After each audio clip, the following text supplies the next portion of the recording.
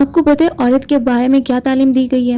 عورت کے بارے میں یہ تعلیم دی گئی ہے کہ تم اسے خوبصورت کہو، وہ خوبصورت ہوتی چلی جائے گی، تم اسے اچھا کہو، وہ اچھی ہوتی چلی جائے گی، تم اسے ہمدرد، رحم دل، گھر کا خیال رکھنے والی، ہنس کر قربانی دینے والی کہتے جو وہ بنتی جائے گی۔ پردہ، عورت کے پردے کی تو سب کو فکر رہتی ہے، سب پوچھتے ہیں کہ عورت کا پردہ کیسا ہونا چاہیے۔ کیا کوئی جانتا ہے کہ اللہ نے قرآن میں مردوں کے پردے کا بھی ذکر کیا ہے؟ اللہ تعالیٰ نے فرمایا آپ مومن مردوں سے فرما دیں کہ وہ اپنی نگاہوں کو نیچے رکھیں، اپنی شرمگاہوں کی حفاظت کریں۔ مرد کا پردہ نگاہوں کی حفاظت کرنا ہے، یعنی نامحرم عورت کے سامنے وہ اپنی نظر جھکا لے۔ اللہ نے عورتوں پہ پابندی صرف نہیں لگائی کہ وہ پردہ کر، اللہ تعالیٰ نے مردوں پہ بھی لگائی ہے۔ حضور پاک صلی اللہ علیہ وسلم نے فرمایا کہ عورت پردے میں رہنے کی چیز ہے۔ جس وقت وہ بے پردہ ہو کر باہر نکلتی ہے تو شیطان اس کو جھانک جھانک کر دیکھتے ہیں۔ ان دونوں کو مد نظر رکھتے ہوئے کہ اسلام میں عورت پہ بھی پردہ جائز ہے اور مرد پہ بھی۔ عورت کا پردہ جائز ہے کہ وہ اپنے حسن کو، اپنے جسم کو ڈھانپ کے رکھے، اور مرد کو حکم ہے کہ وہ اپنی نگاہیں جھکا کے رکھے۔ آپ کو پتہ ہے مرد اور عورت کیا سوچتے ہیں؟ وہ سوچتے ہیں کہ اسلام میں محبت جائز ہے۔ جی بالکل، اسلام میں محبت تو جائز ہے لیکن تعلقات جائز نہیں ہے۔ آپ محبت کر سکتے ہیں شادی کر کے اپنی بیوی سے محبت کریں۔ ایک آدمی تھا جس کی ایک خوبصورت سی بیٹی تھی۔ اس آدمی سے ایک نوجوان نے آ کے پوچھا کہ میں نے سنا ہے کہ زیانی کے عمل کا قرض اس کی اولاد یا اس کے اہل خانہ میں سے کسی نہ کسی کو چکانا پڑتا ہے، کیا یہ سچ ہے؟ نوجوان نے بولا کہ میں اس چیز کو نہیں مانتا۔ تو آدمی نے پوچھا تم اس چیز کو کیوں نہیں مانتے؟ تو اس نے کہا کہ غلطی کوئی اور کرے تو اس کا ازالہ کوئی اور بھگتے، میں اس چیز کو نہیں مانتا۔ تو اس آدمی نے سوچا کہ میں اس کا تجربہ کرتا ہوں۔ اس کی بیٹی تھی، حسن و جمال میں بے شمار تھی۔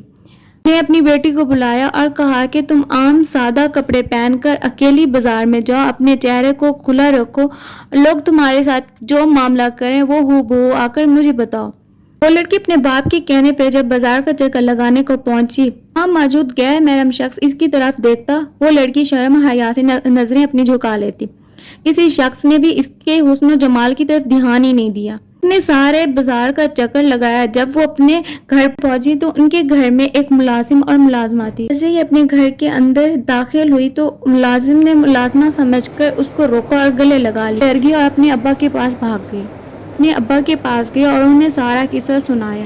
تو جب اس کے ابا نے یہ قصہ سنا تو وہ رو پڑا اور کہنے لگا میں نے ساری زندگی غیر محرم سے اپنی نگاہوں کی حفاظت کی، البتہ ایک مرتبہ میں غلطی کر بیٹھا، ایک غیر محرم لڑکی کو گلے لگا کر اس کا بوسہ لیا تھا۔ میرے ساتھ بھی وہی کچھ ہوا جو میں نے اپنے ہاتھوں سے کیا تھا۔ سچ ہے کہ زنا ایک قرض ہے، اس قرض کی ادائیگی اسی دنیا میں ہی ہونی ہے، چاہے وہ آپ کے اہل خانہ میں آپ کی بیٹی ہو، آپ کی ماں ہو، آپ کی بیوی ہو۔ صلی اللہ علیہ وسلم نے فرمایا زنا ایک قرض ہے، پاک دامن رہو، تمہاری عورتیں بھی پاک دامن رہیں گی، بے شک زنا قرض ہے، اگر تو نے یہ قرض لیا ہے تو ادائیگی تیرے گھر والے، ماں، بہن، بیوی یا بیٹی سے ہوگی۔ ابن آدم اگر عقل مند ہو تو سمجھ لے، پس جو زنا کرتا ہے وہ اپنے گھر کی طرف راستہ دیتا ہے۔ کو پتہ ہے دستک دینا مرد کی فطرت ہے اور دروازہ نہ کھولنا عورت کا حسن ہے۔ خوبصورتی تو ختم اور تبدیل ہو جاتی ہے لیکن سیرت نہ تو ختم ہوتی ہے نہ ہی تبدیل ہوتی ہے۔ اپنے حسن کو اپنے پردوں میں چھپا کے رکھو۔ پتہ ہے عورت جب بے پردہ ہو کر باہر نکلتی ہے تو پھر وہ عورت نہیں بلکہ بہت سی بری نظروں کے لیے تفریح کی چیز بن جاتی ہے۔ اب بھی ایسی تفریح کی چیز بننا چاہتی ہیں؟ ہمیں محبت جائز ہے لیکن تعلقات جائز نہیں ہے۔ جب آپ تعلقات کو محبت کا نام دیتے ہیں تو سمجھ جاؤ کہ اگر آپ تعلقات بڑھا رہے ہیں تو آپ کی نسل نے بھی ایسا ہی کرنا ہے۔ کچھ لوگ ہوتے ہیں کہتے ہیں کہ اگر ہم یہ غلطی کر رہے ہیں لیکن ہم اپنی اولاد کی تربیت اچھی کریں گے، آپ لوگ کیسے نہیں کرنے دیں گے؟ آپ لوگ قرض لے رہے ہو، آپ لوگوں نے ادا بھی تو کرنا ہے نا اسے۔